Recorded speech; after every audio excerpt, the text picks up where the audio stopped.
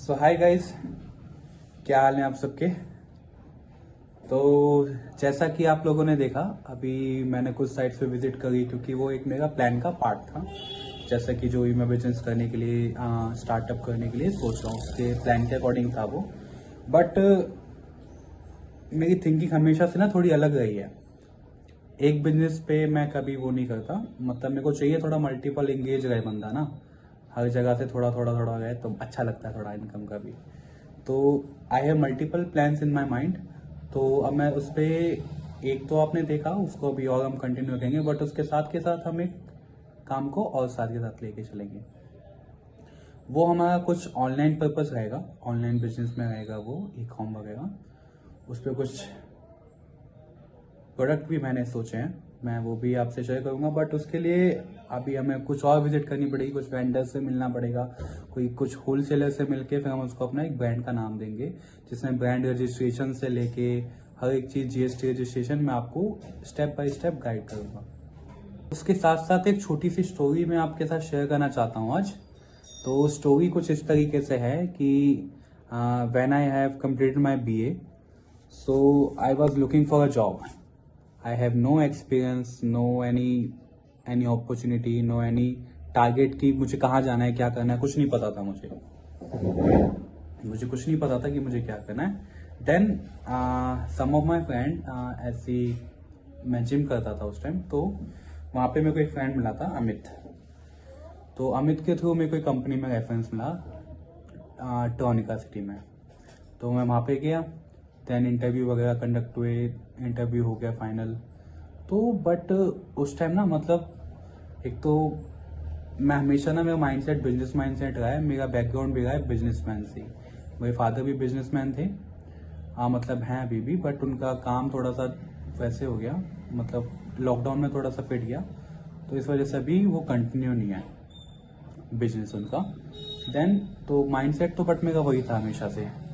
तो वहाँ पे मैं इंटरव्यू के लिए गया, मेरा हमेशा से सेट था कि मैं नौकरी ज़्यादा दिन नहीं कर पाऊंगा, मेरे को बस कुछ फंड कलेक्ट करने हैं, then I will start my on startup. Okay, so the interview हुआ, फाइनलाइज हुआ। तो उन्होंने सैलरी ऑफर करी मेरे को कुल 12,000 रुपये। अब मैं सोच रहा था यार कि 12,000 रुपये में अगर मैं अपना खर्चा भी निकालूंगा, बाइक का पेट्रोल भी होगा, साल भर कितना लग जाएगा मेरे को जोड़ने में। बट ना से तो हाँ से ही होती है। Then I just go with the flow. तो मैं जैसा कहा मैंने किया, मैंने ज्वाइन किया। तो स्टार्टिंग के दिन तो मेरे बोरिंग गए। मैंने कहा यार कुछ काम ही नहीं होता यहाँ पे, तो बैठे बैठाई की सैलरी कौन लेता है। ऐसा मैं जब बनूंगा तो मैं तो किसी अपने एम्प्लॉय को बैठे बैठाई की सैलरी नहीं दूंगा। ज्यादा दिन नहीं हुए थे, जैसा कि बताया, मुश्किल से हफ्ता भर। और उसको ना वहां पे कहते थे हनीमून पीरियड। तो मैं उनको बोलता था अपने कलीग्स को कि यार कुछ तो काम दो मुझे भी। ऐसे पूरा दिन मैं टाइम देखता रहता हूँ बस कि कब टाइम होगा, कब मैं घर जाऊंगा। कह रहे, तो फिर वो ना कहते थे मुझे कि कोई नहीं ब्रो, चिल, अभी हनीमून पीरियड पे हो। मैं उस टाइम समझ नहीं पाता था, मैंने कहा पता नहीं क्या मतलब है इसका। मैंने कहा चलो ठीक है। तो फिर धीरे धीरे काम आना चालू हुआ मेरे पास। फर्स्ट मेरे को जो काम असाइन किया था मेरे बॉस ने, वो कुछ एक्सेल रिलेटेड कुछ फाइल्स बनाने थे। देन किया, ठीक है, एक्सेल तो ओके था मेरा, तो आई हैव मैनेज, ठीक है। देन एक लाइफ में आता है बहुत बड़ा ट्विस्ट। फिर मेरी एक कलीग था मेरा जो कि मैनेज करता था, एक पेरोल और कंप्लायंस वगैरह मैनेज करता था वो। तो वो मैनेज करता था, तो मैं एज अ मान के चलो एक स्टेपनी था, बस मैं एज अ स्टेपनी मैंने ज्वाइन किया था, एज अ ट्रेनी। तो उस टाइम वही मैनेज करता था, तो हफ्ता भर तो कुछ नहीं हुआ। बट मतलब मैं उसको लकीली नहीं कहूँगा, आप कहोगे कितना वो बंदा है, मतलब वैसे नहीं, बट कुछ टाइम बाद, महीने 2 महीने बाद मेरे ज्वाइन करने के बाद वो बंदा रिजाइन कर गया था। अब वो रिजाइन कर गया तो उसके रिप्लेसमेंट में कोई भी नहीं था। This is the time my life has changed. उस टाइम मेरी जिंदगी चेंज हुई जब मेरे बॉस ने मुझे उस कुर्सी को, उस अपॉर्चुनिटी को ग्रैब करने का मौका दिया। तो मैं भी पीछे नहीं हटा, मैंने कहा चलो मुझे तो करना ही है अभी साल भर, लेट्स डू इट। तो किया, उसमें मेरे को नई चीज़ें सीखने को मिली। और एक खास बात है, जब कुछ नया सीखने को मिलता है ना तो बड़ा मजा आता है। तो मैंने सीखा वहाँ पे, तो मैंने हर चीज़ सीखी। मैंने पेरोल सीखा, मैंने कंप्लायंस में हाथ डाला, मैंने वो भी सीखा। कंप्लायंस को यूँ नहीं कह सकते क्योंकि कंप्लायंस कोई छोटा चैप्टर नहीं है, बहुत बड़ा चैप्टर है। तो कंप्लीट कंप्लायंस तो मे बी किसी को आता हो शायद ही, बट कंप्लायंस में कुछ हाथ ठीक किया। आप कह सकते हैं या तो उस कंपनी के अकॉर्डिंग कंप्लायंस को हाथ ठीक किया, तो फिर इसको हमने कंटिन्यू रखा। तो ये चीज़ सीखी, एक पोजीशन होल्ड करी। मतलब जब मैं ज्वाइन हुआ था तो एज अ फ्रेशर, एक ट्रेनी कुछ भी नहीं, और फिर एक टाइम पे ही मैंने एक वहाँ पे स्ट्रॉन्ग पोजीशन होल्ड करी, तो मज़ा आया। सैलरी इंक्रीमेंट्स भी मिले, और मतलब मोस्ट जो इम्पोर्टेंट थिंग थी ना वहाँ पे मेरे को लर्निंग के साथ अर्निंग दोनों बेस्ट थी। मतलब मुझे कभी भी ऐसा फील नहीं होता था कि मैं काम ज़्यादा कर रहा हूँ या फिर मेरे को कम मिल रहा है उसके अकॉर्डिंग, या फिर मेरे को ज़्यादा मिल रहा है मैं उसके काम अकॉर्डिंग कम कर रहा हूँ। वैसे ऐसा तो कभी लगता नहीं है, तो ज़्यादा हुआ तो भी ठीक है।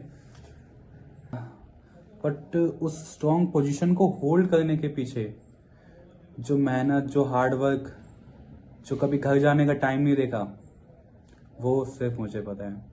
बट ऐसा नहीं है, मुझे पता है, मेरे सीनियर्स को ही पता है, क्योंकि उन्होंने तब मुझे प्रमोट किया था उन चीज़ों के लिए। मुझे प्रमोशन भी मिला था, हर चीज़।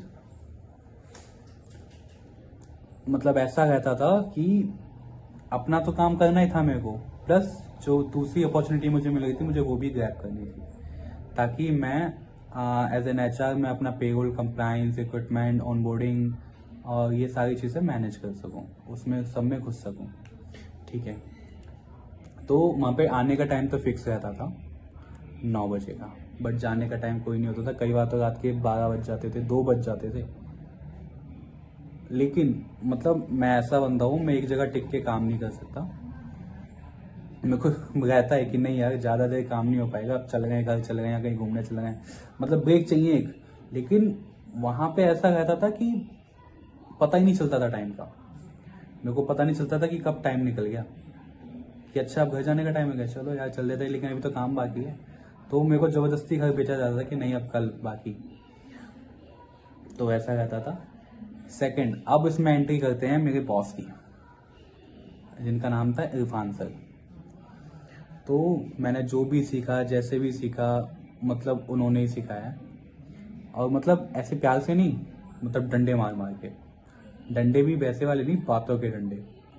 मतलब ऐसा कर देते थे कि उन्होंने अगर बुला लिया ना कैबिन में, तो भाई साहब इंसान के पसीने छुड़वा दें। तो ऐसा रहता था। लेकिन उनकी डांट में, उनकी कैसे भी, हर चीज़ में ना एक रहता था। जैसे कि कहते हैं ना, कड़वी दवाई हमेशा असरदार होती है, तो वही सीन था। और इन चीज़ों पे ना मेरा हमेशा रहा है कि मैं समझ, टच वुड, बट ऐसा है कि मैं समझ जाता हूँ कि कड़वी दवाई कौन सी सही है और कैसे। तो मैं उनकी बातों का भी बुरा नहीं मानता था। वो जो भी मेरी कमी निकालते थे ना, हर चीज़ को उन्हें इम्प्रूव करता था, उस कमियों को एक्सेप्ट करके उन पर काम करता था। तो इसी तरीके से मेरा फर्स्ट ऑफिस का एक्सपीरियंस बहुत अच्छा रहा। फिर मेरे कलीग्स भी अच्छे थे, और उनके साथ भी मैंने अच्छा काफ़ी टाइम स्पेंड किया। हम कई बार वीकेंड्स पे बाहर पार्टीज़ करने भी जाते थे, तो बहुत एक अच्छा एक्सपीरियंस था। तो ये थी मेरी एक छोटी सी स्टोरी मेरी फर्स्ट कंपनी की। इसका ये मैंने आपको अच्छा पार्ट तो बताया, इसमें और भी जॉयफुल चीज़ें हैं, काफ़ी एक्साइटेड चीज़ें भी हैं। इसका एंड थोड़ा सा अच्छा नहीं था, वो कभी रहेगा तो मैं आपके साथ जरूर शेयर करूँगा, अपनी फैमिली के साथ जरूर शेयर करूँगा एक दिन। सो अभी के लिए चलते हैं, शब्बा खैर।